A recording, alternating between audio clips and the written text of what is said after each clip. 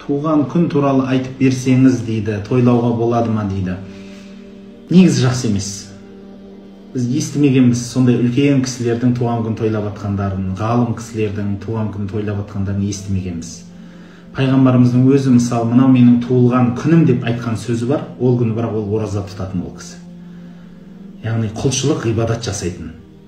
Ондай қылып жұртқа ас тарқатып, 40-қа толдым деп той беріп, немесе жаңағыдай ат шаптырып, палуан күрестіріп атқан жасаған емес. Оны ғибадатпен, құлшылықпен тойлаған.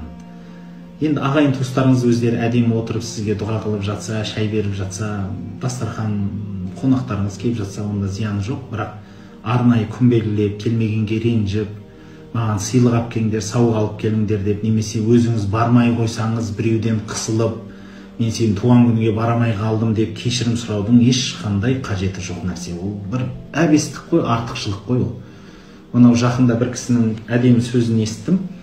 Расында да адам баласында бір үлкен 3 астың арасында ғой дейді да. Біріншісі сен толып атқан кез дейді. Сен толып атқанда жұрт арқа жарқа ас беріп жатады, бірақ сен ол асты жемейсің. Екінші үйлену тойы, ең үлкен өмірдегі елеулі жанұя болып нағыз шаңырақ құрған кезің, бірақ ол күні де ас жеп үлгермейсің. Ең соңында өзің өлесің. Соған беріліп атқан ас дейді, бірақ оны да жей алмайсың дейді. Бұл дүние жеу үшін келмеген екенбіз ғой. Қарасаңыздаршы, тамаққа, асқа, дастарханға келмегенбіз. Бір-бірімізді сыйлауға, жақсы амалдар жасауға, бір-бірімізге сондай бір мейірбан болып, бір-бірімізге арқа сүйеп, иық тіреп, көтеріп жүруге келгенбіз ғой. Бұл дүниені арқалап кетпейміз. Байқайсыз ба?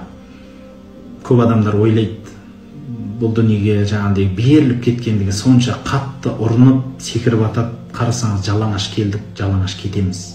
Арқалап атқан еш нәрсеміз жоқ. Сол дүние сізді бірінші сатады ғой.